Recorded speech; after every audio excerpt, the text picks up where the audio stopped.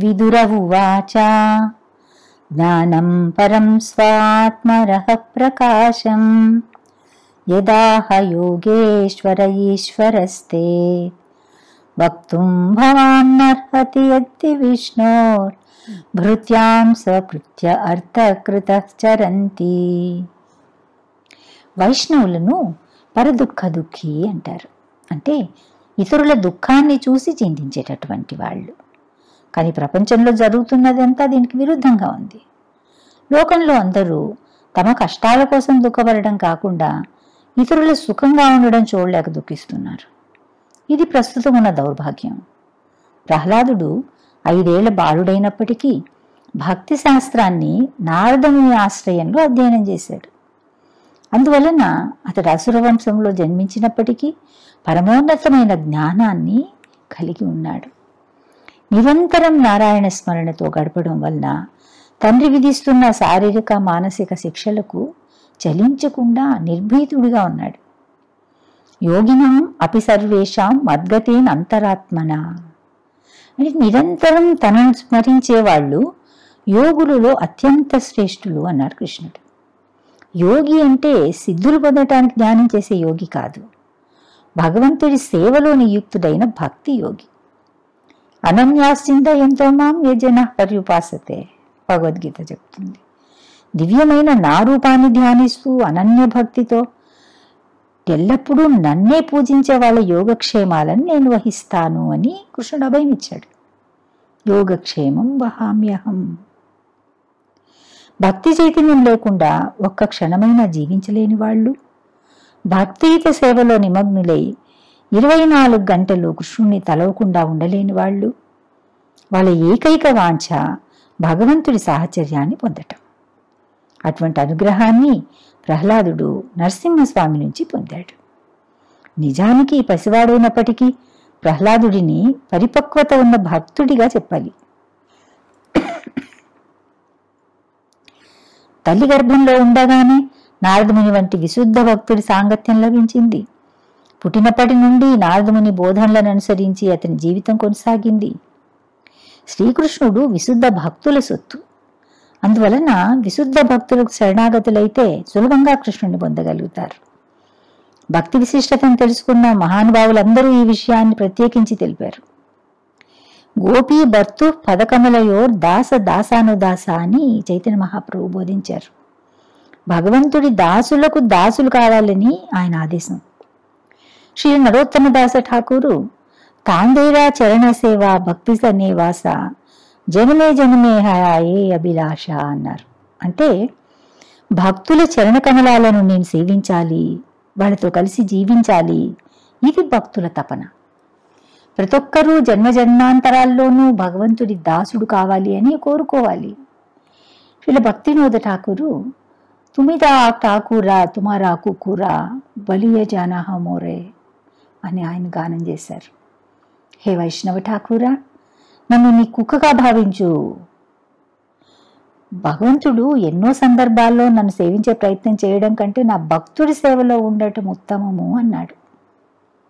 ప్రహ్లాదుడి విషయంలో ప్రత్యేకం అయింది అంటే ఒక యూనిక్గా ఉన్న పాయింట్ ఏంటంటే భక్తి ద్వారా తనొక్కడే లాభపడాలని అతడు అనుకోలేదు. భౌతిక జగత్తులో ఉన్న పతితి జీవులందరూ భగవంతుడి కరుణతో భగవంతుడి దాసులను సేవిస్తూ తరించాలి అని నరసింహస్వామిని వేడుకున్నాడు. నైవోద్విజే పరదురత్యయ వైతరణ్య స్వద్వీర్య గాయన మహామృతమగ్న చిత్త శోచేతతో విముఖచేతస ఇంద్రియార్థ మాయా సుఖాయ పరం ఉద్వహతో విమూఢాన్. ఏమంటున్నాడు ప్రహ్లాదుడు, నేనెక్కడున్నా నీ యశస్సు కర్మల చింతనలో పూర్తిగా లీనమై ఉంటాను గనుక భౌతిక అస్తిత్వం గురించి నేను భయపడటం లేదు. ఐహికమైన సుఖాల కోసము, కుటుంబము, సంఘము, దేశము కోసము అనేకమైన ప్రయత్నాలు యోచనలు చేసే మూర్ఖులను గురించి నేను చింతిస్తున్నాను. అటువంటి దౌర్భాగ్యుల కోసం నేను దుఃఖిస్తున్నాను అన్నాడు. దాట శక్యం కానటువంటి వైతరణి నది గురించి నేను భయపడటం లేదు. భక్తుడు రావటం వలన ప్రహ్లాదుడు అసలు ఆ నది సమీపానికి కూడా వెళ్ళక్కర్లేదు. కేవలం లౌకికులు మాత్రమే. భౌతిక ప్రపంచంలో సంతోషంగా ఉండడానికి ఎన్నిసార్లు ప్రయత్నించి భంగపడినప్పటికీ పదే పదే దుఃఖాలయమైన ఈ జగత్తులోనే సుఖంగా ఉండాలి అని అనుకుంటారు. అటువంటి వాళ్ళను మూఢులు అంటారు. ఇంకా గట్టిగా విమూఢులు అంటున్నారు.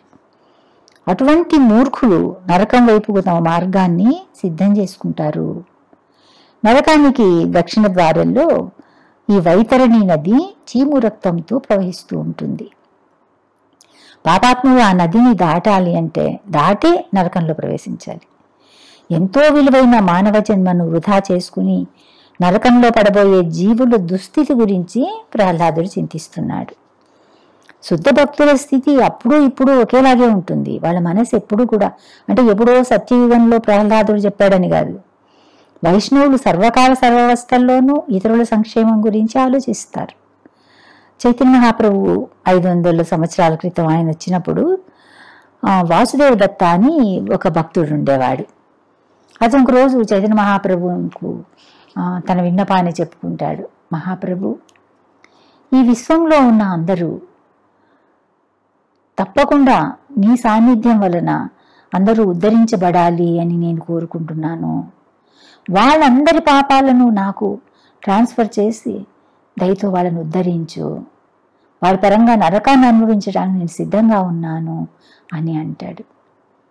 మహాప్రభు నవ్వి, అలాగే అనుకున్నాం కానీ భౌతిక జగత్ అంటే ఇది ఒక్క విశ్వమే కాదు, అనేక విశ్వాలు ఉన్నాయి. వాటిలో ఉన్న పతితాత్మల గురించి సంగతి ఏంటి మరి అంటారు. అంటే జీవులు అందరూ కాకపోయినా కనీసం మనుషులైనా భగవంతుడి చరణకమలాలను ఆశ్రయించుకుంటే తప్ప త్రిగుణమయ్యి అయిన మహామాయను దాటడము సాధ్యం కాదు. కృష్ణుడే చెప్పాడు, దైవీహి ఏష గుణమయ్యి మమ మాయ దురత్యయ. కనుక కృష్ణుడి చరణకమలాలను హృదయంలో నిలుపుకుని నిరంతరం ఆయన సేవలో నియుక్తులై ఉండటంలో విశుద్ధ భక్తులు ఆనందాన్ని పొందుతుంటారు. ఉద్ధవుడు కృష్ణుడి ఎడబాటుతో కలిగిన దుఃఖాన్ని అనుభవిస్తూ ఉన్నప్పటికీ ఆయన ఆదేశాన్ని నిర్వర్తించటం ద్వారా ఉపశమనాన్ని పొందడంతో పాటు నరనారాయణ ఋషి మొదలైన మహాత్ముల సాంగత్యం కూడా అతనికి లభించబోతూ ఉంది. మహాత్ములతో సాంగత్యం అంటే కృష్ణలీలకు సంబంధించిన దివ్యస్మరణే. నిజానికి ఉద్ధవుడు విదురుడి కంటే వయసులో చాలా చిన్నవాడు, కృష్ణుడి కజిన్ కదా, అందుకని అతను కూడా వరుసకు మేనలుడవుతాడు విదురుడికి. అయినప్పటికీ భగవత్ సంబంధితమైన జ్ఞానాన్ని స్వీకరించటంలో ఒక్కొక్కసారి తమ కంటే చిన్నవాళ్ళైనా కూడా వాళ్ళని గురువుగా స్వీకరిస్తారు.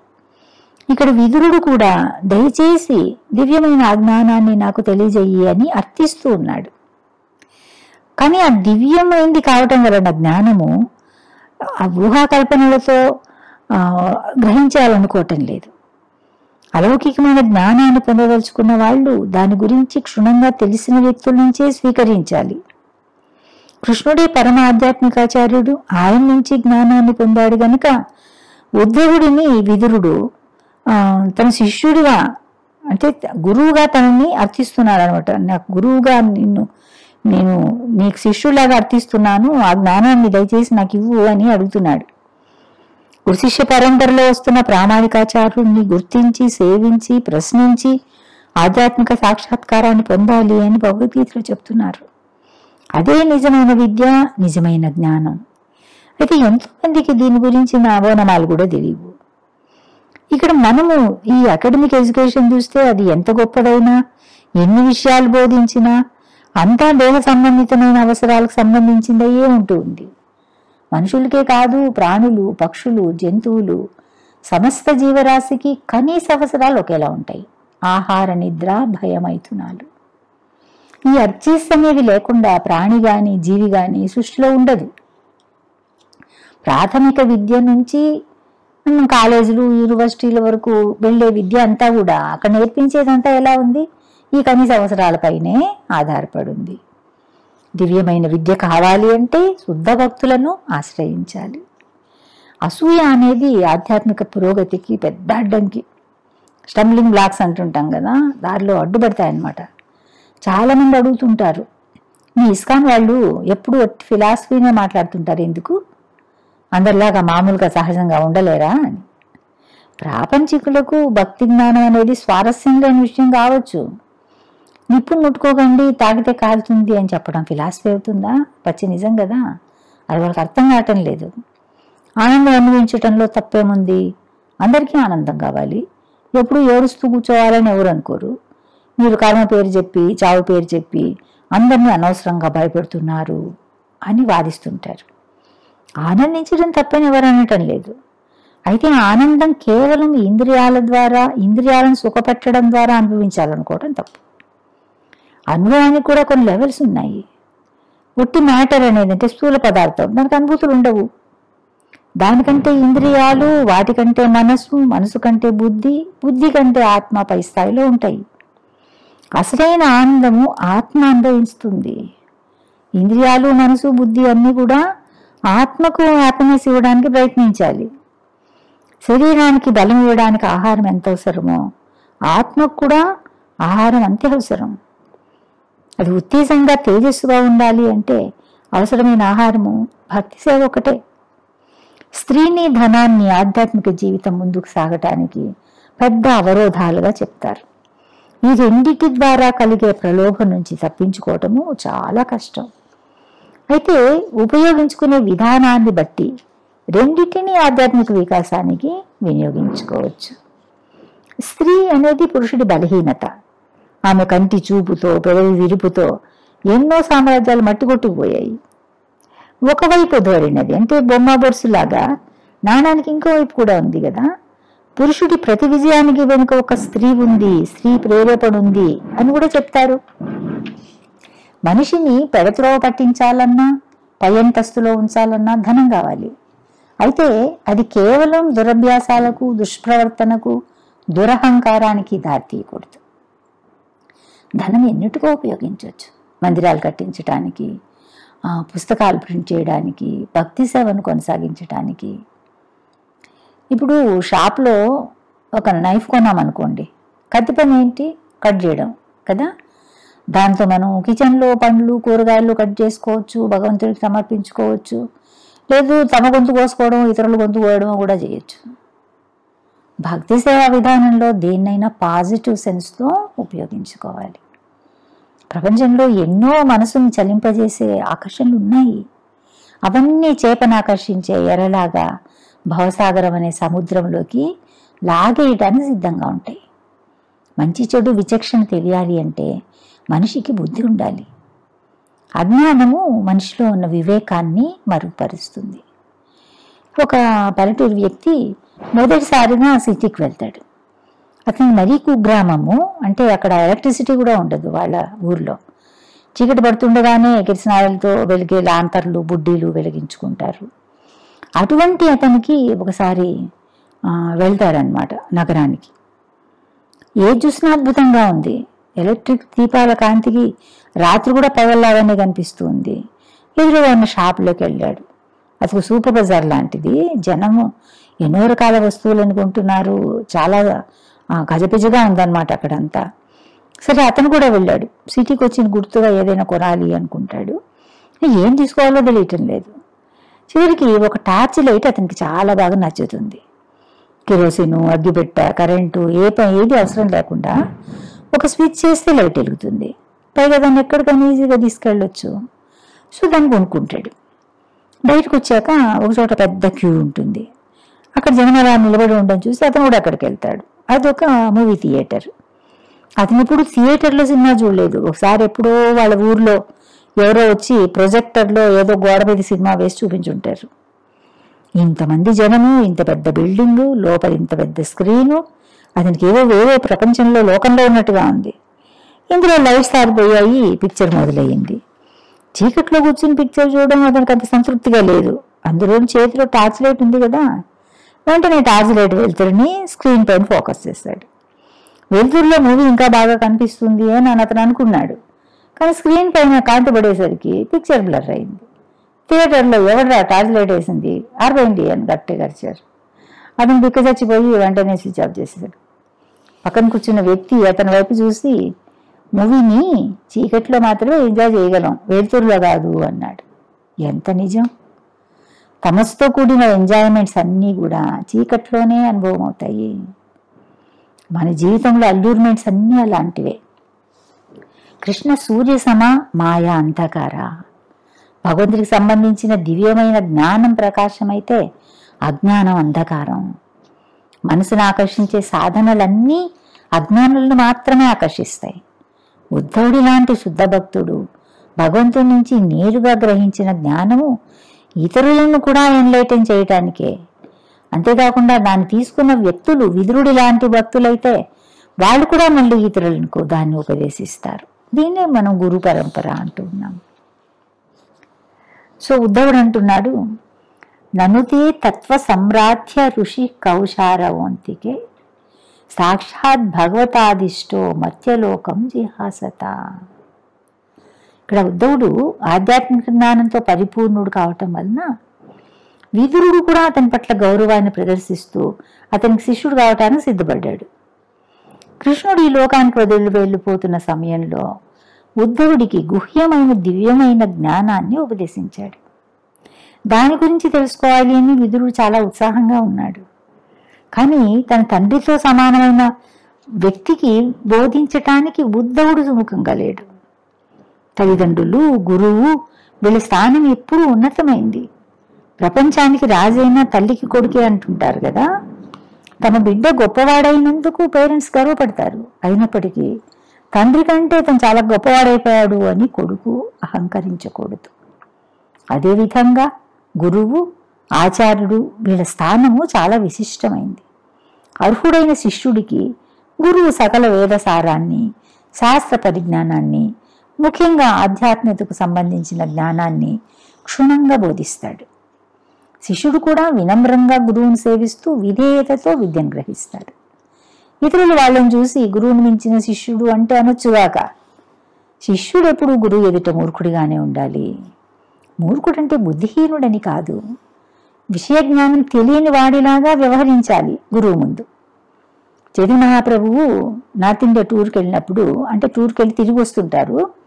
ఆ సమయంలో వారణాసిలో చంద్రశేఖరుడు అనే ఒక భక్తుడి ఇంట్లో ఆయన ఉంటారు కొంతకాలం పాటు. అప్పట్లో వారణాసి అనేది నిరాకారవాద సన్యాసులతో నిండి ఉంటుంది. చైతన్య మహాప్రభువు నిరంతరంగా హరే కృష్ణ మంత్రాన్ని జపిస్తూ కాశీనగర వీధుల్లో గానము, నృత్యం చేస్తూ తిరగటము వాళ్ళకు నచ్చలేదు. అతను ఒక భావుకుడు అన్నారు, అంటే ఎమోషనలిస్ట్ అని వాళ్ళు విమర్శిస్తారు. చైతన్య మహాప్రభు శిష్యులకు, భక్తులకు ఈ విమర్శలు నచ్చదు. బట్ ఆపడానికి ఏదైనా చెయ్యండి అని వాళ్ళు ప్రార్థిస్తారు. ఆ సమయంలోనే ఒక బ్రాహ్మణుడు కాశీలోని సన్యాసులందరినీ ఆహ్వానించానని, తన ప్రార్థన మన్నించి ఆయన కూడా అంటే వచ్చి ఆ సమావేశంలో పాల్గొనాలని అతను వేడుకుంటాడు.